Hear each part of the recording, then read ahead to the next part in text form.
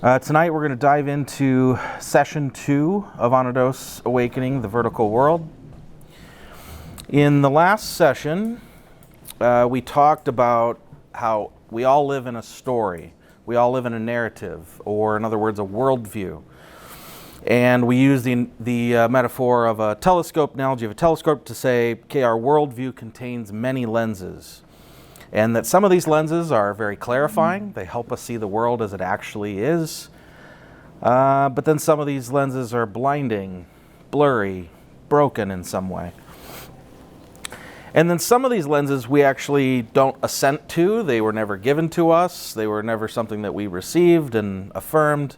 They just sort of exist, and they pre-exist. And so we get them from society, we get them from our culture.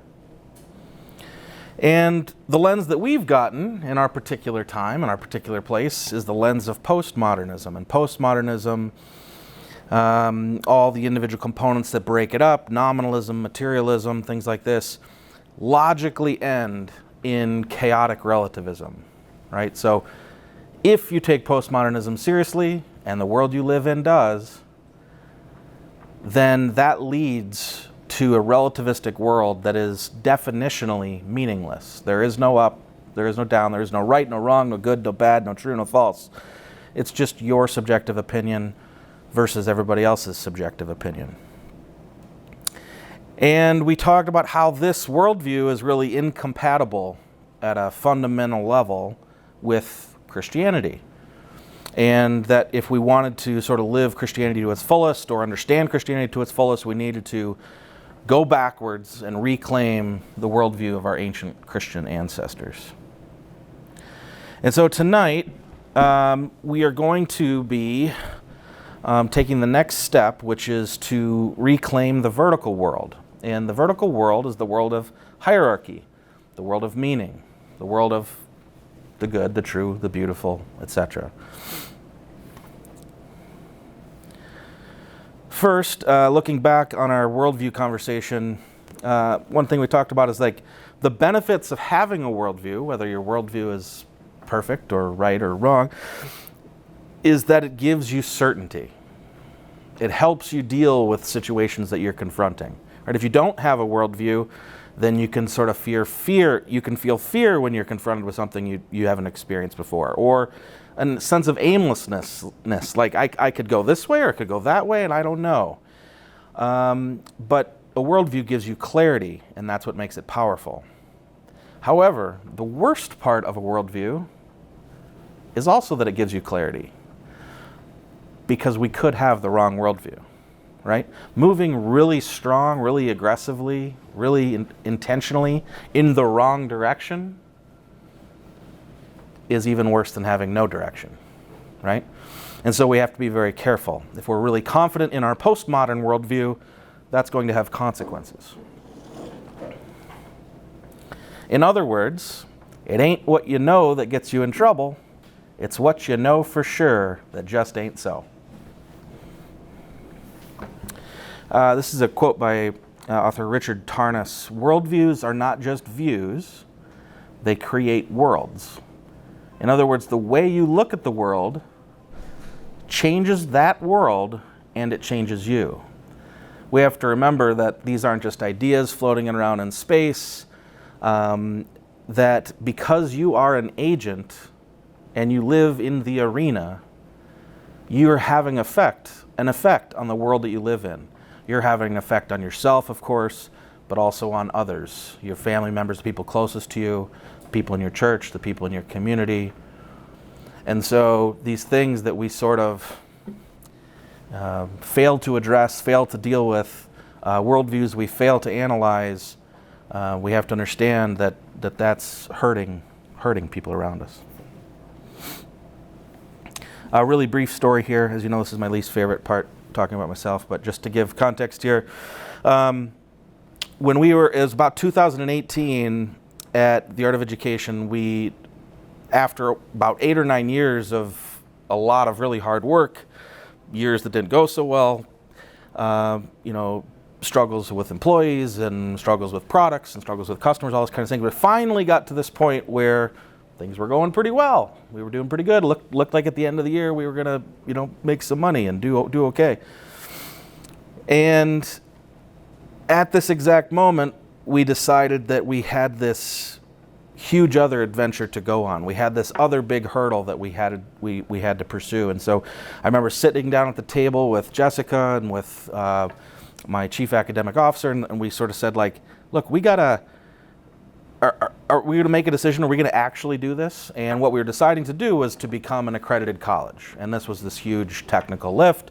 It would take years and years, even under the best possible circumstances. And there was really no incentive over the next maybe 5, maybe even 7 years to actually pull this trigger. And the reason at the end of that meeting that we decided to go ahead, surprisingly enough, had less to do with sort of like, well, this could allow us to grow, or this, we could get to the next level.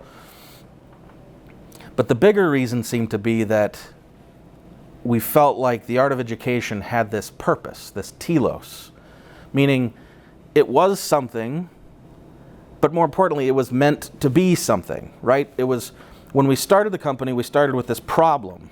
This group of teachers couldn't get relevant professional development, and we were going to solve this problem, so we're serving a particular group of people. And we had this sense that we wanted to make this change in the world. We wanted to see these customers positively impacted. And we knew we weren't there. We hadn't done it. We hadn't accomplished this goal. We hadn't fulfilled this purpose, or this telos. And telos is a Greek word that basically just means end. It's the end. It's the conclusion. It's the fullness of what it could be. And so this sort of propelled us forward, and I think maybe we made some silly decisions as a result of being driven by this telos, maybe not the most strategic decisions. And in the end, it worked out good, but there was pain in the meantime. And one of these, it got so bad that we were pulling things off the shelves, putting them in our car, taking them and selling them so that we could take the cash and put it in an ATM machine so that we could make payroll the next day. That's how bad it got. And so I tell this story just to demonstrate that we can all be sort of motivated by strange things. It could be motivated things that some people would say doesn't exist. Something like a telos, something like a purpose. Most people would say, what do you mean it should be something? It can be whatever you want it to be. Change your mind tomorrow. But that wasn't the sense that we had in our hearts. And they say, of course there's nothing it should be, because again, postmodernism threw the baby out with the bathwater and said, there is no purpose in this case right here. It was the telos that was thrown out. Nothing has a purpose. You don't have a purpose. The company doesn't have a purpose. And so this is just a ridiculous thing, but that's not how humans actually live. I always remember this quote, Michelangelo. This actually isn't a direct quote. This is like a summary, basically. But I saw the angel carved, I saw the angel and carved until I set him free. All right, so Michelangelo's sense was the angel was in the granite, and he just had to get it out, right? That piece of granite was meant to be that angel, and it was his job to help it reach its potential. So maybe take a moment here and think about what are some of the most meaningful things that you've done in your life. For many of us, it's our families. For other of us, it might be, a sports team that you played on, some big thing you accomplished, some business challenge, some academic challenge. And think about what made it meaningful. What in that case was propelling you forward? Was it there's this sense that, our team should be this thing that it isn't, but if we work really hard, we could become it. Oftentimes, telos, purpose, is tied to what makes things meaningful. Similarly, what's the most difficult thing you've done? Say, okay, I have my family, and I think this family that I have, or this, this relationship that I have is supposed to be a beautiful relationship. It's supposed to be that my wife and I get along really well and work well together. But boy, is that hard, right? That takes effort. That takes a lot of intentionality. It takes sacrifice. It takes seeing where you are and then seeing where you could be and walking in that direction, right? And so oftentimes the most difficult thing that we've ever done is also the most meaningful thing that we've ever done. I think sports teams are, I'm not super into sports personally, but a great way to represent this where it's funny because like in the high school level and things like that, we sort of like, there's people who think sports are super important, and then a lot of people, well, that's ridiculous. It's all about the academics. I actually think sports are like the one part of the school where we sort of get our spiritual education the most, right? Because in sports, what we're doing is we're organizing and celebrating and participating in rituals all around this shared goal. Okay, we're a group of people, and we're playing football.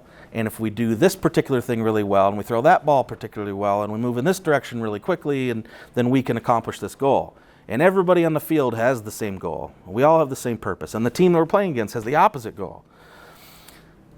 And so we celebrate each other. We lift people up on our shoulders, and we give them trophies, but only if they're sort of living these principles that we're all simultaneously pursuing.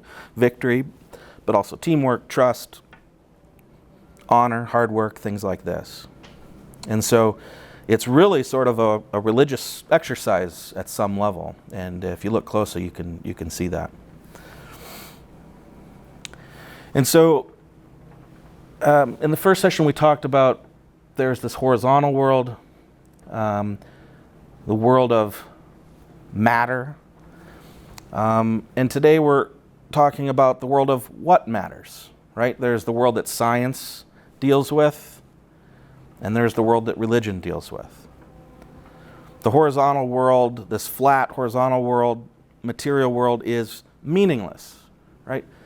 This cell, this molecule, there's no meaning to it. This piece of dirt, it's just potential. It has no purpose. And then vertical world of hierarchy.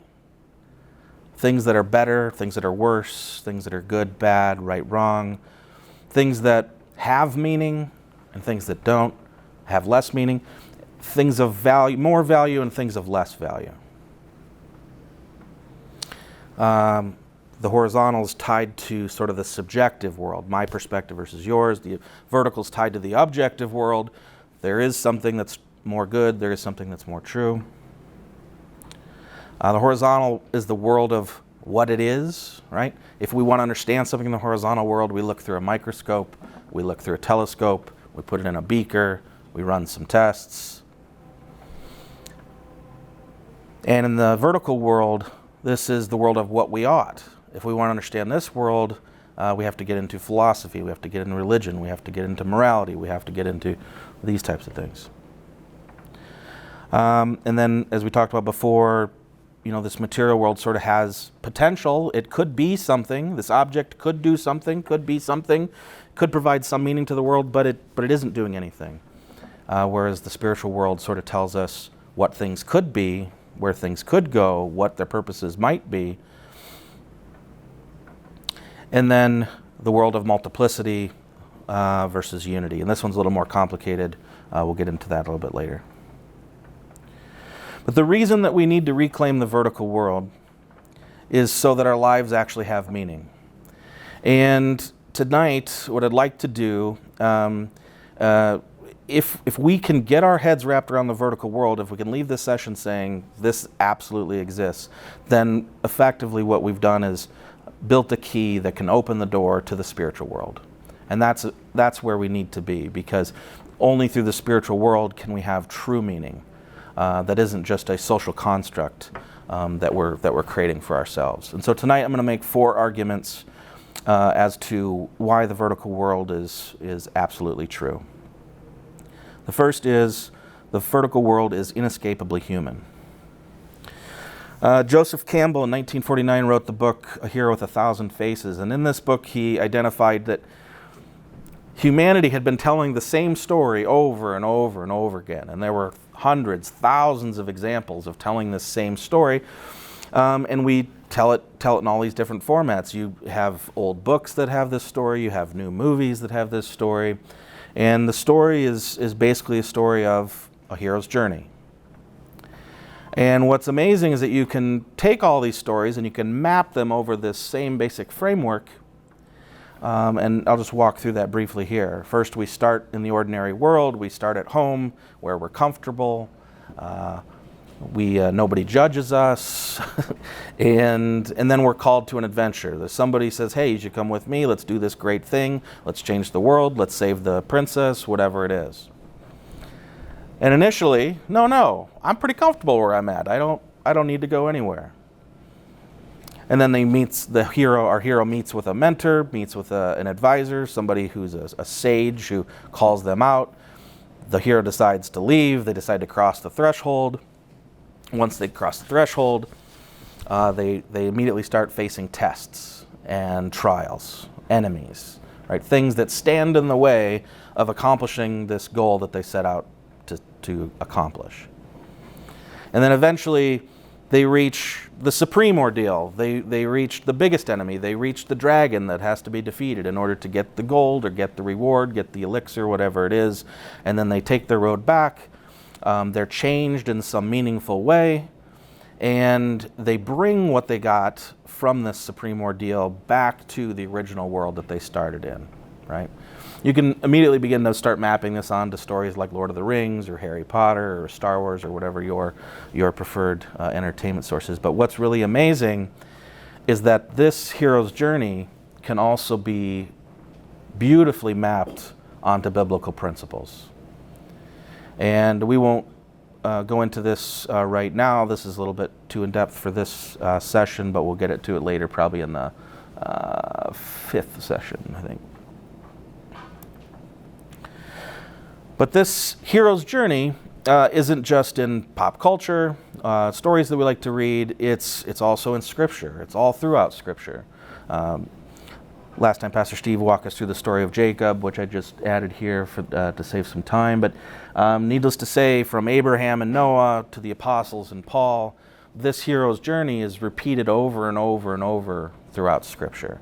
That people go through this significant trial, face significant odds, and come on the other end a changed person, a transformed person, having gone through metanoia. And then this culminates, of course, with Christ himself, God himself incarnating into our material world, coming from the highest of the high down to the lowest of the low, willingly sacrificing himself on the cross, descending into hell, rising again to restore in the salvation of humanity. So it's the edge case. It's the most beautiful, deepest possible hero's journey that you can imagine. And so what you think is like, well, why is this? Why is this story told 1,000 times? Is it just, it's a good story? We just like to hear this story? George Orwell here says, the best books are those that tell you what you already know. They are the books that reveal to you what you yourself think but haven't articulated. They're the map you follow, the flashlight in the dark that enables you to know yourself. Okay, so there's something in the real world that these stories are just revealing, right? There's something in me that these stories are revealing. Peter Kreeft here on Tolkien, Lord of the Rings. The characters in Tolkien's world are timeless because they illustrate eternal themes of virtue and vice, bravery and cowardice, wisdom and foolishness. It's a world of stark moral choices, and in that way it reflects the human condition. Every age needs to hear this message. Okay, so these stories are told over and over again, and they're classics, and they'll stand the test of time because they reflect reality, because they are windows into the way the world actually works. And it's a window into the way you actually work, right? So there's a language of creation, and these stories simply peel it back and reveal to you the way things are, right? It's not just a story that you randomly find entertaining, but it tells you something about the way the world is built. And this is a way that I learned to sort of understand societal myths. I used to think the word myth just meant fake story. But really, a better way of thinking about myths, a more historic way of looking at myths, is that they are distilled truth, right? So if an alien popped down out of the clouds right now, and he challenged Dane and I to describe the human race, and I wrote him, a technical description of everything I did for the last 2 weeks, very, very detailed, thousands of pages. I woke up, took a breath, scratched my leg, went to the bathroom, and then Dane wrote this beautiful, poetic myth which encapsulated love and beauty and sacrifice and heroism and courage, all these things. His offering to these aliens would be much more reflective of what humanity is capable of who we are at our highest moments, right? There'll be nothing in it that physically happened, and yet it contains more truth than I could ever produce in 1,000,000 pages, right? So it's not just true, it's super true. It's distilled truth. It contains more spiritual truth than any technical description ever could. And so these myths serve as like a guiding light by which we see the world and live virtuously within that world. And just for the record here, I'm not saying that Christ is a not true story. It's a very true story, and it's the one myth that is absolutely true. So it guides, these myths guide the way we see the world, right? We live our lives through these myths. They're the story which makes all the other things happening in our lives make sense. But this particular story happens to be true.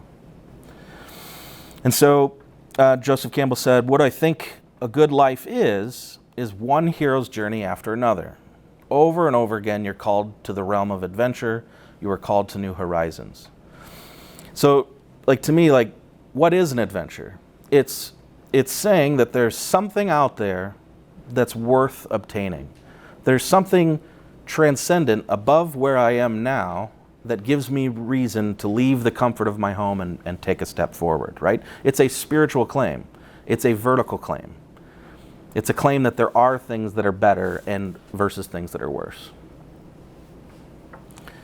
And so we hear these heroes' journeys over and over again, but the conclusion that I draw is that this is what real humanity is. This is what the language of creation. This is how reality lays itself out. And so as humans, yes, we have a tendency to fall, but we're meant to climb. One thing that's interesting when I was sort of rewrapping my head around God is realizing that of all the creatures, they all seek survival, they all seek procreation, they all seek, the basics of life.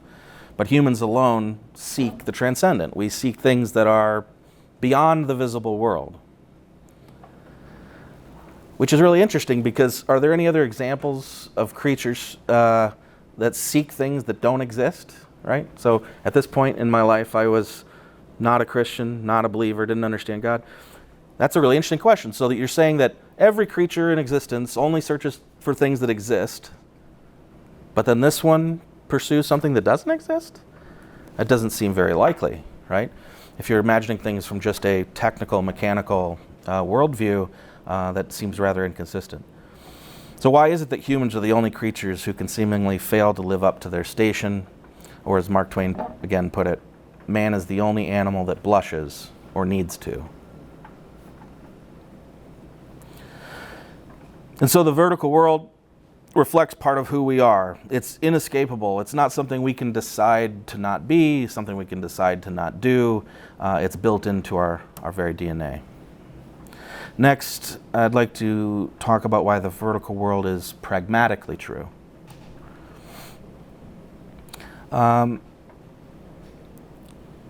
This is a great book, and I would recommend reading it, Man's Search for Meaning by Viktor Frankl. Viktor went through the Nazi death camps, Dachau, and a few others, and he sort of tracked his experience, wrote down everything that happened there, and he identified patterns during his experience of what allowed people to survive. He when he arrived, almost every person that he arrived with and saw and knew died throughout this experience, and very few survivors at the end. But there were patterns that connected all of these survivors. They all lived in the same pattern. And so just one story that I remember from this book is he arrived at this death camp, and there was this really long line, and there was a German soldier at the front, and he was just pointing left or right, depending on who showed up in front of him. And they didn't know what was happening. They didn't know if right was good or left was good. So it's not like they could adjust themselves and try to figure out what they're doing. Well, one side was going to death, and the other side was going to the work camps.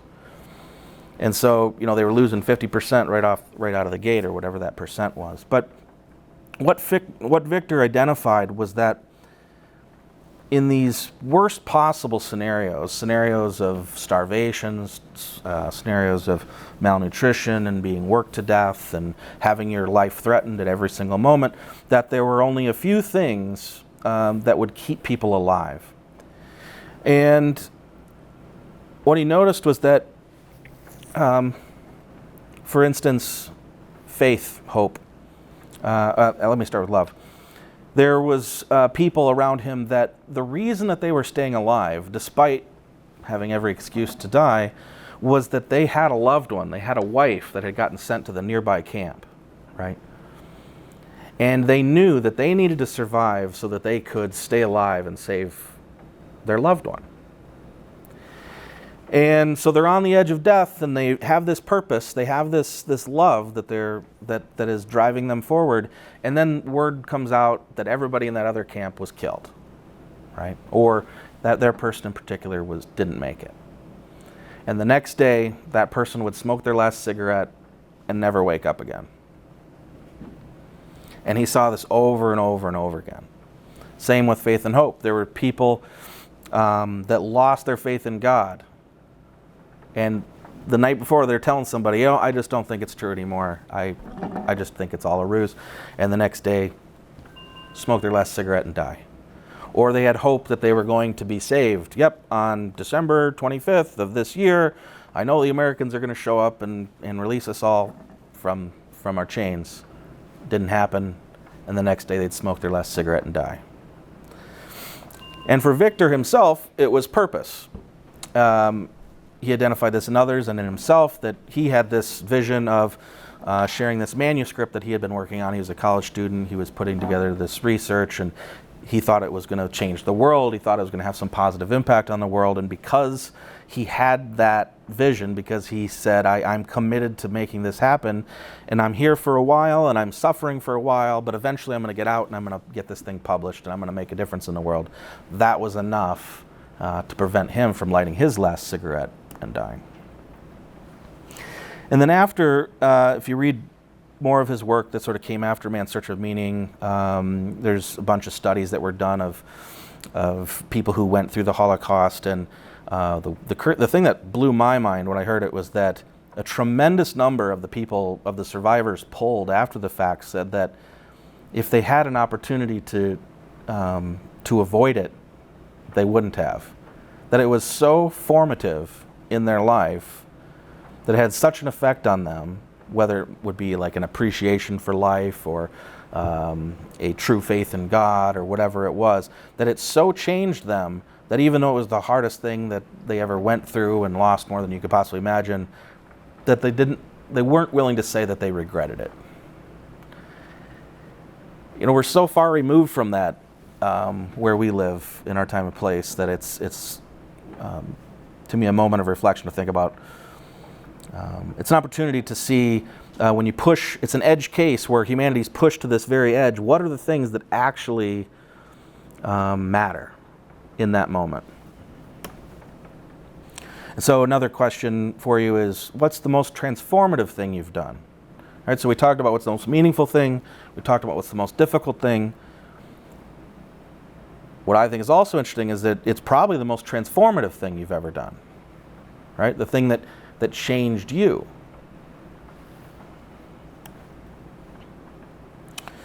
And so, what we're doing in Anodos is trying to help modern men find meaning again. And in this edge case, in this Holocaust case, Viktor Frankl says that in some ways suffering ceases to be suffering at the moment it finds a meaning, right? So the things that's bothering, young men, for instance, today, that they don't have meaning, they don't have purpose, they don't have a direction in life, these are the things that kept the Holocaust survivors alive, right? So they're critical to our very humanity, and this is just sort of an analogy here that I made, where you have human potential on the bottom. This is sort of where we all stand. This is our natural state. And all around us is the ocean of meaninglessness, and the ocean of nihilism, and the ocean of despair. And if we stand still, we sort of slide into the abyss. We're not standing on solid ground. We're standing in quicksand. And it's this aimlessness, this entropy that is pulling on us, that drags us into the meaninglessness of life. And once you're too deep, it's hard to climb out. But in order to save ourselves, we have to move in this direction upward toward purpose and meaning.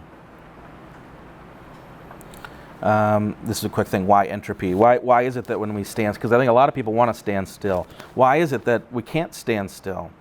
And the reason is that alone we are insufficient, and only by attending to and worshiping and caring for and loving something higher than ourselves, something that's worth waking up in the morning, that's the only way that we can ascend. Otherwise, we're naturally pulled down. Our vices, our temptations pull us in the opposite direction.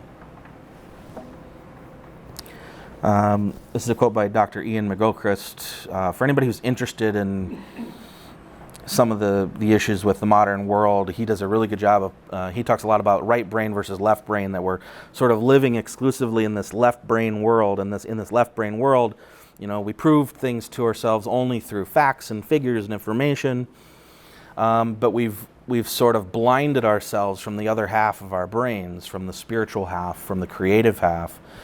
And he says something very similar to what we heard earlier, which is attention. So what we attend to, where we put our effort and energy and love and care, is a moral act. Because how you attend, how you love and care, changes what it is you're attending to, right? So today, my daughter had knee surgery. We were up in Rochester. That was why I was late, by the way, sorry. And I decided I'm going to go up there and spend the day with her. And, even though I'm going to have only a few moments to impact her, it's worth it to me, right? And that love, that care that I showed to my firstborn daughter, hopefully has some positive impact on her, right? It's small. It's not the biggest, most important thing. I could have maybe been elsewhere. But it wasn't just good for me to be there. It wasn't just a moral thing to do or whatever. It actually made a difference in the world, right? And it didn't just change her, it changed me. At one point, when she was coming up out of her drunken stupor, whatever what you call it, under the influence of many drugs, she asked me to sing to her in a hospital room. And she hasn't asked me to sing to her for years, right? So a little tiny thing, like, yeah, I guess I'll go to Rochester with you today, changed her, changed me. Did you sing? I sang. I won't sing for you, but I sang. And so this pattern, I think, is covered really well. If you want to dive into this much more deeply, I would recommend Dr. Jordan Peterson's biblical series. He's sort of a political figure at some level, but the biblical work that he does is fantastic, and I'd recommend it to anybody. And what he's a very well-respected, very well-published, peer-reviewed psychologist and psychiatrist. And what he noticed is that the decades of work that he put into his field of psychiatry, he identified that the patterns that he finds in Scripture, especially in Genesis, reflect reality. They reflect the problems that he sees in this world. he had many clients who felt this purposelessness, this directionlessness. Why would I even get up in the morning? I just want to end it all. And he found the answers to those questions in Scripture to be the most beautiful, most full, most poetic, most meaning-filled ways of answering those questions. And so through this series, he basically goes in and he says, this is what I see in the real world, and read this story. Holy cow, it's got all the answers. And it's really, really, really well done and worth your time. So I'm going to do just a quick quote here. You have to take ultimate responsibility. Failure to act, often that's the most catastrophic. To not do the right thing when the situation presents itself. You could do the right thing if you were willing to take a risk of relatively moderate size, and you know that you could take the risk, and you know that you should take the risk, and you don't. And that happens to people all the time. And then what happens is the thing that they didn't oppose grows a little bit, and they shrink a little bit, and that starts a loop.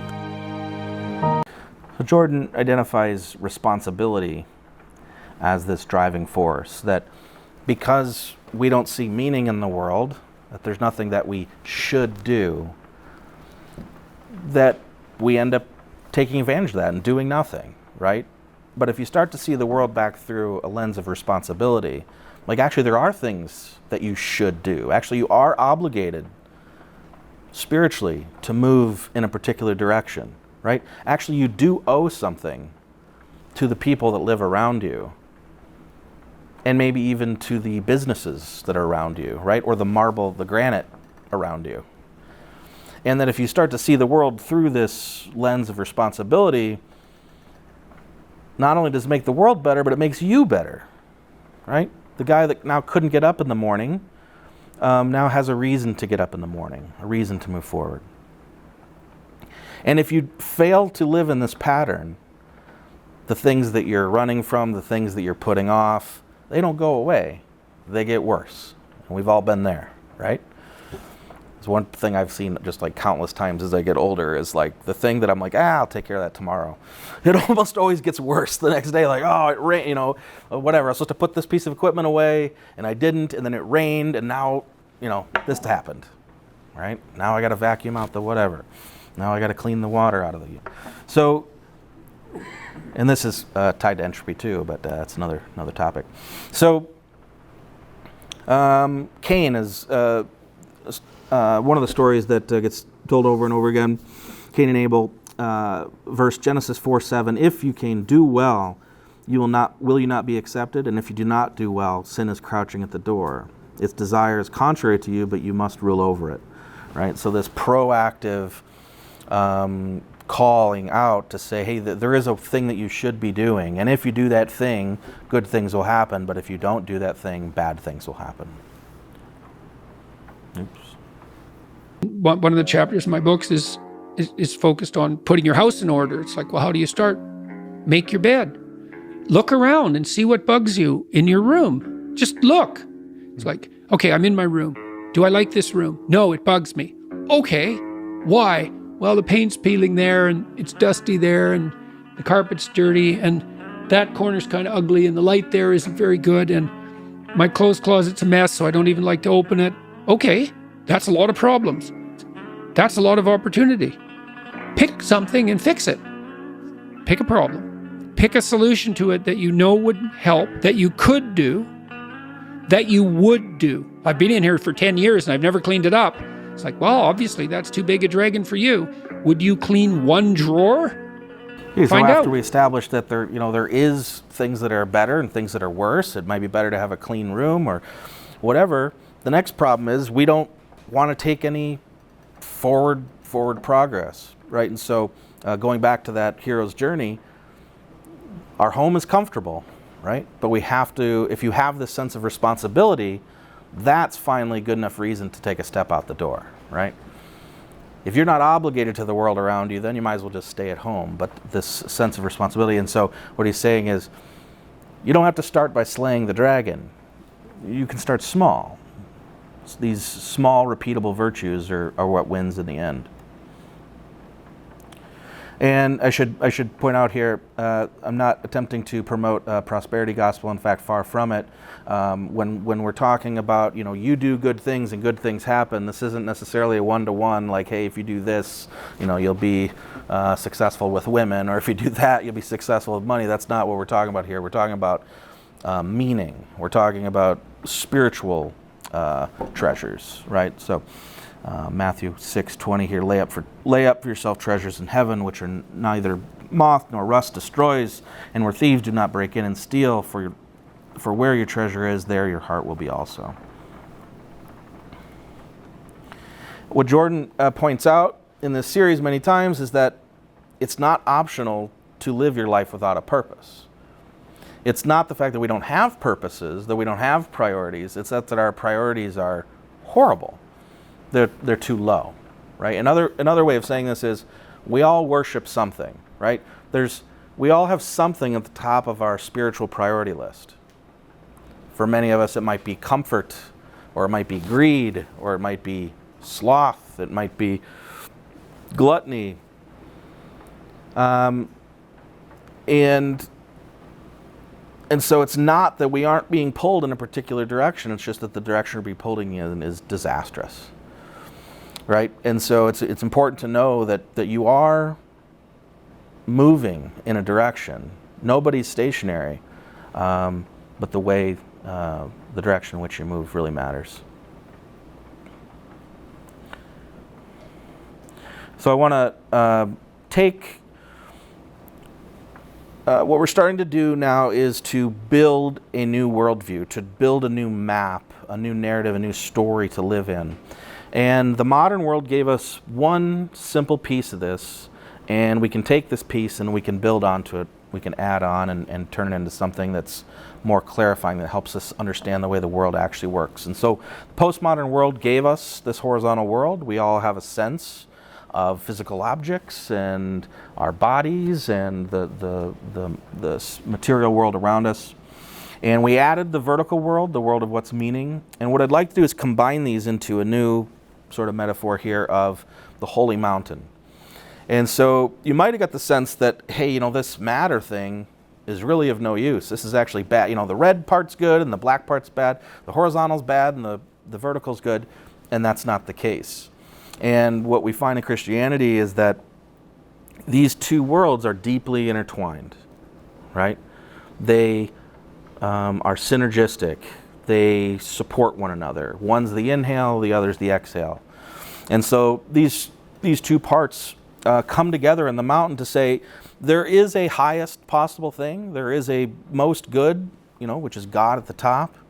But there are also particulars. There are also individual human beings and individual circumstances and individuals. So the mountain sort of says, like, look, there are multiple paths to get to the top. Which doesn't mean that there isn't a best path, but there are multiple paths to get to the top. And so the objective world exists, but also the subjective world exists. And so what we have faith, love, and purpose here on the right. This is what draws us upward, right? You have to have faith that there is this spiritual world, that there is a world of what matters. And once you have faith that it exists, you have to love it. You have to want it. You have to want to move in that direction. And if you want to move in that direction, that gives your life purpose. I think that this maps really well onto probably some of the most critically important verses here of Scripture. In Matthew 22:37 through 40, Jesus was challenged by a Pharisee, a lawyer, and this lawyer was attempting to trick him, to stop him up, to pose a question that was so difficult that it couldn't possibly be answered. And he said to him, okay, teacher, what actually is the most important commandment? And what he was hoping that Christ would say was he would, lay out a commandment and, see, all the commandments are important and you can't put any one of them above the others. But what Christ said was beautiful and meaningful. Jesus said to him, you shall love the Lord your God with all your heart and with all your soul and with all your mind. This is the first and greatest commandment, and the second commandment is like it. You shall love your neighbor as yourself. And on these 2 commandments hang all the law and all the prophets.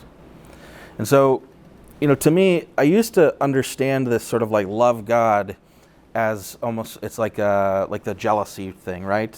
Which is a word that is used, but as like, well, God doesn't want me to worship all these other gods, and so I just need to worship this one God. But when you start to understand God as not only person, but in what God is love, God is truth, God is beauty, God is goodness, you realize that to align yourself with anything other than what is ultimately true and ultimately good and love is hugely problematic, right? And so it's the way the world is laid out anyway. And so saying love God with all your heart encompasses all the other commandments. There's no commandment that conflicts with that story. If you were to actually love the highest thing as the highest thing, then everything else would fall into place. Everything else would be ordered properly. And then when you love your neighbor, sort of the horizontal thing here, that's not in conflict with the first, but it reflects the first, right? If you love God, and if we're all created in the image of God, then you will love your neighbors as well. And so this holy mountain metaphor sort of gives us the vertical, it gives us the horizontal, it gives us multiple paths to the summit, and it gives us the unity of God where we're moving, but it also allows us to have the multiplicity of our individual selves.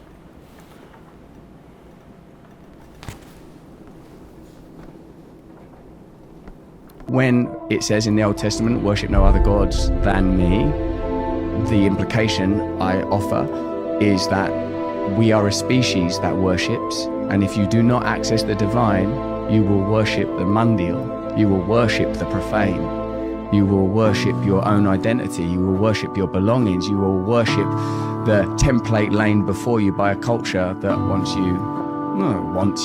but gets you distracted and relatively dumb. This is a big thing for me to recognize, is that, this worship, I guess, I would have said, well, worship is getting down on your hands and knees or going to church and singing songs or whatever else it is. But a better way of looking at worship perhaps is worship is what's at the top of your hierarchy, right? What's at the very top. At the end of the day, am I going to do A or am I going to do B? Well, I'm going to do B because I prefer B over A. Okay. Or are you going to do B or are you going to do C? Well, I'm going to do B because I prefer B over C, right? So this can go on and on and on and on and on. Eventually, we all submit to one final authority. And it's scary to think, if you're not thinking about what's truly high, the things that we'll put up there, right? We'll put some pretty ugly things up there, and as a consequence hurt the people around us and ourselves and so on and so forth. So in Russell's example here, you shall have no other gods before me, is to say, like, look, there is a thing that is actually best. Don't dare put something that isn't actually the best above the thing that actually is best. That's what it means to have no other gods before me. In Ezekiel, these men have set up idols in their hearts and put before them that which causes them to stumble into iniquity, right? So we have these idols. Again, my view of this was just a little amateur, a little elementary, which is, well, an idol is a golden calf that you build in the desert and bow down to. But that calf represents something, right? It's people saying, like, this is the source of everything we have that is good. This is the thing that is our top priority. And so what Russell was saying there is, we don't want to put the mundane, the things that aren't actually transcendent, the secular, the non-religious, the worldly aspects of our life, money, sex, power, influence, whatever it is for you, our possessions. And the biggest thing that we put at the top is just ourselves. It's me. It's whatever I want in any given moment, and it's always changing. And if you want to know what the people around you are worshiping who don't worship the supreme God, it's probably themselves. And Scripture says this is selfishness, this is sin, this is idolatry. what it is to put something that isn't highest in the highest position. This is, by the way, built into the Anodos logo that we're doing up at Anodos Academy to show you how integral this holy mountain is. The holy mountain, the highest peak is where we ascend to meet God. The smaller peaks are potentially good things in creation, good gifts of life, but they're meant to be submitted to God. They're meant to be nested under God rather than pursued as idols. All right, so that pattern exists within this logo. So how does that manifest in our lives? We eat when we should be fasting, we scroll when we should be praying, we argue when we should be giving charity, giving alms. Basically, we follow our stomachs instead of our hearts. And the stomach historically is associated with, the animalistic sides of our will, the things I want food, I want sex, I want power, I want money. This is your stomach talking, so to speak. Whereas our hearts are more tied to like the actual spiritual truth. But because of that, because we're driven by our stomachs instead of our hearts, and because that's not the way things actually should be, that's not the way the world is actually meant to be, we end up in despair. When you search for your stomach and when you through your stomach and you put things that aren't the highest in the highest position, somewhere it's written in your heart and you know that that's wrong. You know that that's not the direction you should be moving. And since nothing authentic is calling you upwards at that point, that's what causes this despair. That's what causes this depression. One of the things that Jordan says is like there's everyone is seeking happiness. Everyone wants to be happy. But happiness isn't something you can decide to do. You can't just go accomplish happiness. It's something that happens to you. It's something that falls upon you, right? And if we have any control over happiness, there's very few things that are sort of scientifically proven that can, on a recurring basis, generate happiness. There's an element of community, family, love there. There's an element of making even small progress forward towards a meaningful goal, right? Even cleaning your room. Like if you want to be happy, go clean your room, go work out, go, and the third one is doing something sacrificial for others. Go help the lady next door with her groceries, carry her groceries into the car, whatever it is. If you do something sacrificial, you do something that moves you a step forward towards a meaningful goal, or you spend meaningful time with loved ones, those are the only ways that you can sort of like assuredly generate happiness, if that is actually your goal. But otherwise, happiness basically comes from living a more meaningful life, by doing things that actually matter.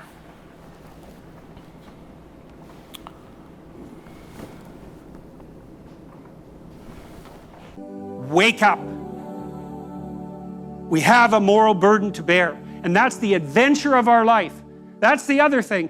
So interesting about the Abrahamic story is that God calls Abraham out of his luxurious slumber and sends him into a catastrophe.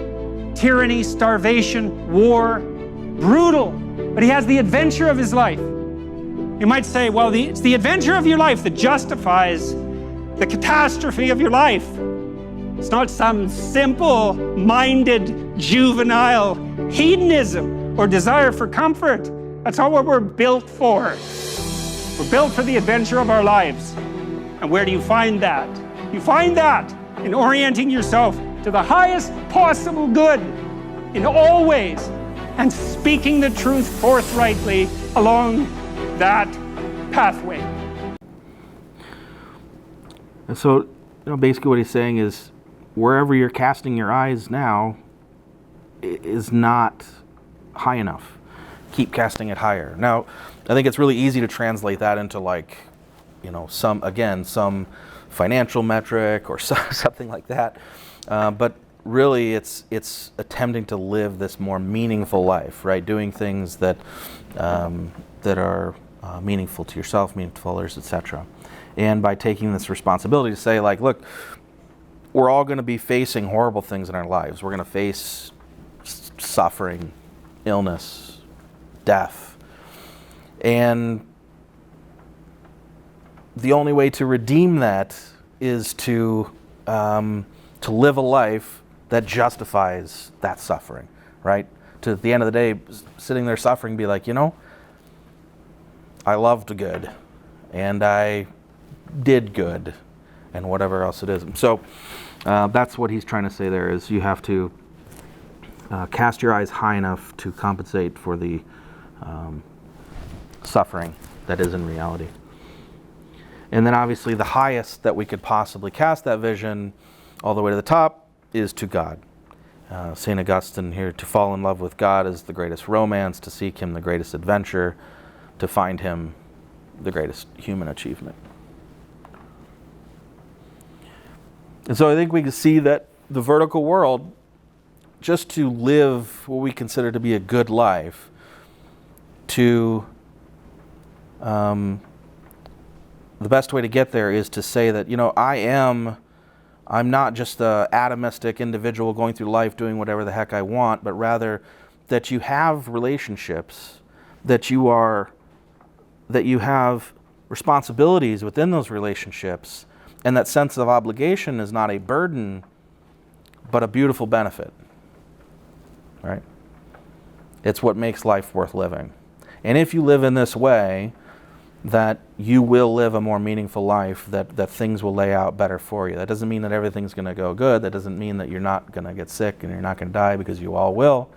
But what it means is you will have made the best of the life that was given to you. Next, the vertical world is essential to existence. It's important to realize that nobody actually lives fully like a postmodernist, right? So if you accept postmodern worldview, there is only material reality, there is no spiritual reality. If you say that there is no good, no bad, no right, no wrong, you would really just live in paralysis, right? There would be no forward movement. And so even though many people sort of intellectually assent to this, and then they build institutions that are based on this, and they educate your kids in this way, the reality is that when they all, go to brush their teeth, they're choosing the toothpaste that's best, right? So every action is actually guided by this hierarchy. Another quote here from Jordan. To move forward towards something is simultaneously to value it. And so one of the implications of that is that we always live in a framework of value. There's no escaping that, and that we're moved forward. I detailed this out quite substantially in my book, Maps of Meaning, but we're always at a place, and we're always moving towards a place that in principle has some advantage over the place we're at. Otherwise, why move towards it? And so what that means is that there's no life without value. At least there's no human life without value. Out of necessity, and also not only out of necessity at the physiological level, but also out of necessity at the psychological level, because another thing that you might point out, that I think is usefully pointed out, is that not only do you have to move from point A to B in life, but point A is often a very difficult place to be, because we're fragile and bounded and mortal and limited, and because we know that. In this quote, we think the world is made out of objects, but it isn't. The world is made out of meaning, and meaning is derived from hierarchy. So what he's saying is, in order to even exist in the world, to operate, to move from point A to point B, is to simultaneously apply values to both of those things, right? It's not random that we would move from point A to point B, to have this be our status quo and to move in this direction. That movement implies this vertical world.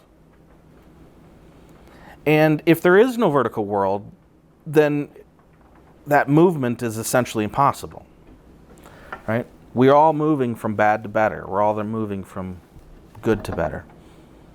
And every decision you make, even the smallest ones, imply a value hierarchy that can't be found within the material world.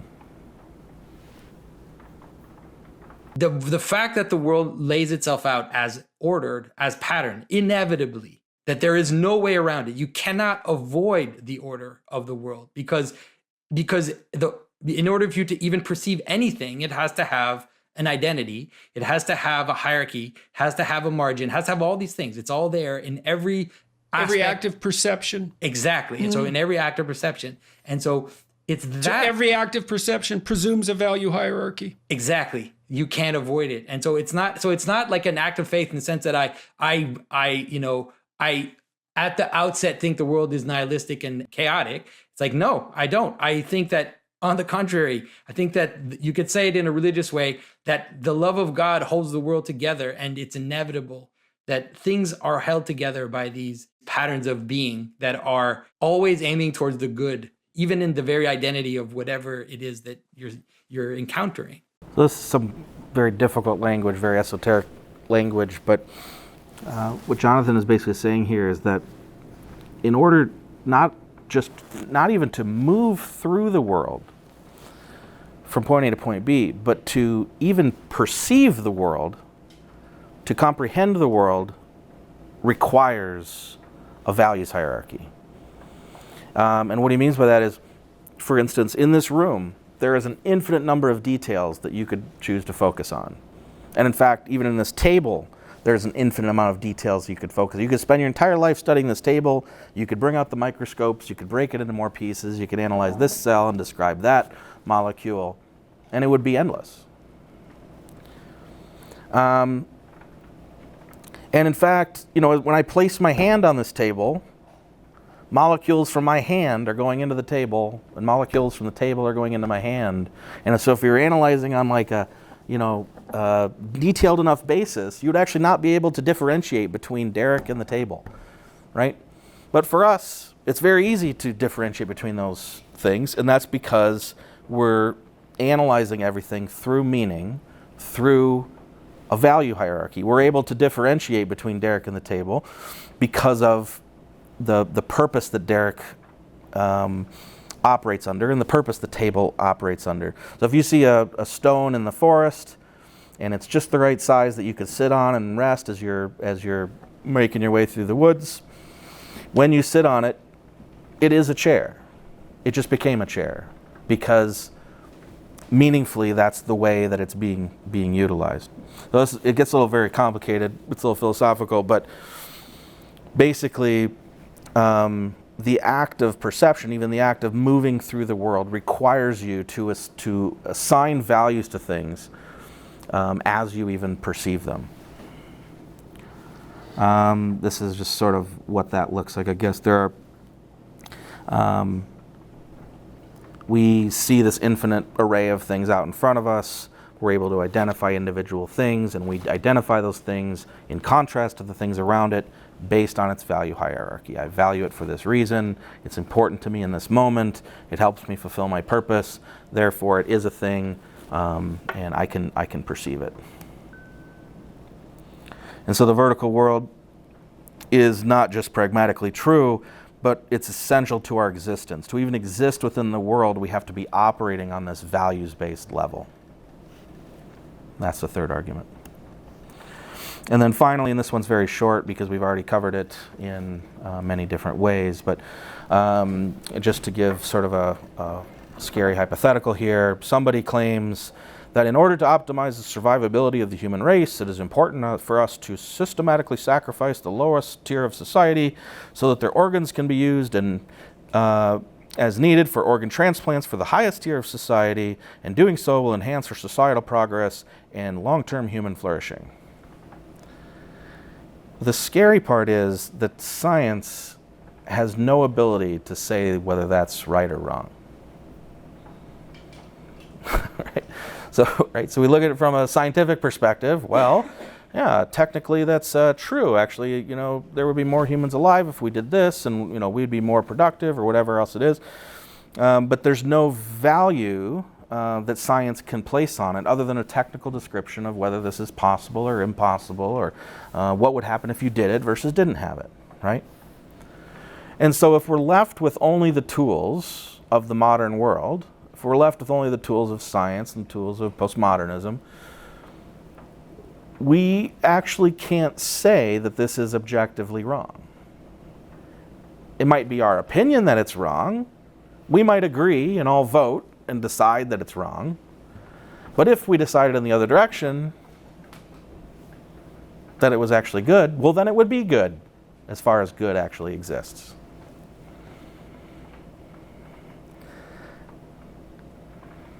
And this is actually the world that our kids are living in.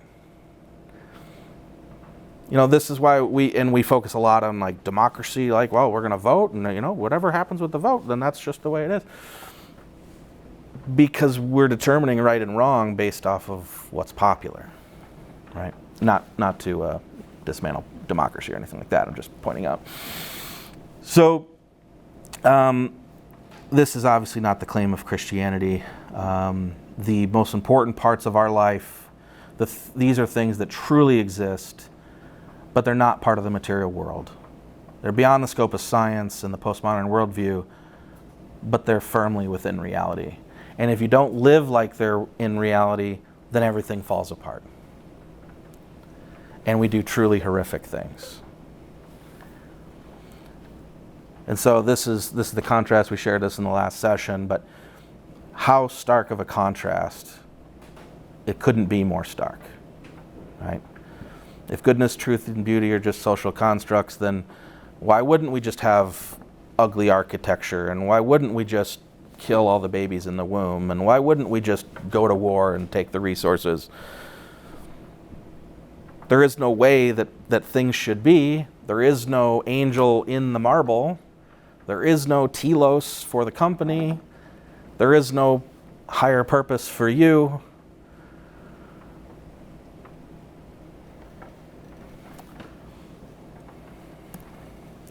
And so, to me, that's the final argument, is that the vertical world's alternative is too horrifying to be true.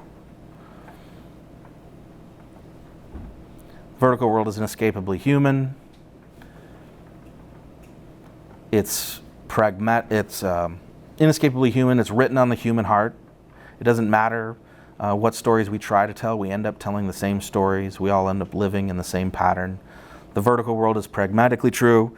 If you live assuming the vertical world, the world lays itself out for you. The vertical world is essential to existence. You can't actually operate within the world without the vertical reality. And the vertical world's alternative is horrifying for all the reasons we just listed. And so for me, what this establishes is that there is a good. There is something that is more good, something that is less good. There's good, but there also is a better, and there's a best. And from a philosophical perspective, once I concluded that there was a good, well, then that must mean that there is a most good and a least good. If there is a hierarchy, if there is this chain of reality, this vertical reality, and certain things are higher and lower than others, then there must be something that is the most high and something that is the least high. And this is exactly the claim of Christ. I am the way, I am the truth, I am the life. Right? I am the truth. I am at the very top of the mountain. But not only am I at the top of the mountain, but I am the way in which you climb the mountain, and the life in your lungs that actually breathes, that allows you to climb the mountain. Right? And so our relationship to this vertical world, how these two worlds are supposed to interact, is that one is sacrificed to the other, that one exists to fulfill the other, right? So if you make money your God, then all these horrible things happen. But if money is submitted to purpose or meaning, then good things can happen. And so the pattern in reality is that we're supposed to sacrifice the lower things for the higher things. That you could have some power or some influence, but unless that power and influence is serving some higher authority, that you're exerting power and love, or toward a more just society, then power becomes bad, right? And so this is the story of sacrifice, which is setting aside the lower things in favor of the higher things, setting aside what we want in favor of what we ought. Deuteronomy 30:19, I have set before you life and death, blessings and curses. Now choose life so that you and your children may live. And on the other hand, there is a way that seems right to man, but in the end is the way of death. Listening to our heart, listening to our stomach. And this hierarchy, then, this vertical world, is what separates the sacred from that which is to be sacrificed. Right? The things at the lower end submit to the things at the higher end. We drop, weights out of our hot air balloon so that we actually can ascend. In order to ascend, we must set aside the things that our stomach desires in favor of the things our heart demands. And this is the pattern of Mary. From Luke 1:38, behold the maidservant of the Lord, let it be to me according to your word. And the angel departed from her. This really simple phrase, three words, let it be. Let it be to me according to your word, is the pattern that we're supposed to be living, right? It's not what I want. It's what I'm being called to by the transcendent. It's what the top of the hierarchy wants from me. And so it's time to take up our cross. We all have a sword to forge. We have competence to build. Not for our own sake, not so that we can get the money or get the princess or whatever, but so that we can do good with our competence, so that we could submit that material good to a higher spiritual good, right? We have things to build, we have dragons to slay, not actual dragons, but temptation and deception. And we have people to rescue, right? We can do good with this competence, with this capability, with this material assets that we have, with our time, with our energy. Present your bodies as a living sacrifice, holy and acceptable to God, which is your spiritual worship. It's not just sacrificing the lower things, but it's sacrificing yourself. It's saying all these things that I want, all these things that, Derek's will says we should do this. But to present your body as a living sacrifice means you're offering up yourself for something above you. Whoever you're sitting with, talk about these two things, if you could. We all have great gifts from God. Which gifts give you a unique ability to climb, right? We're all unique individual people. Some of us have strength, some of us have intelligence, some of us have patience. We all have time, we all have energy, whatever it is. What is it that you have, these gifts from God, that give you the ability to climb? And number two, what are the things that distract you from what's highest? The temptations, the sins, the idols. What are the things that you are tempted to put at the top of your priority list? Talk about those things as much as you want. And then, if you could, there's some markers back there, right on the rocks, the first answer you had here from the first question. What is the one or two gifts that you have from God which you can utilize tomorrow to do something good in the world? And when you've got that written on there and you're heading out the door, you're leaving today after you're done talking, you guys can stay as late as you want, by the way. The fellowship is part of the programming. So after you've got your great gifts from God written on these stones, stack them on that back table. Because, the way we move up this mountain, I think when we've been talking all these grandiose, sort of philosophical, these transcendent theological terms, it's hard for us to think about how we're actually going to put that to work. And the truth is that this mountain is built out of little stones, right? It's these small repeatable virtues, these small actions that we can take in daily life. The song that I sing to my daughter in her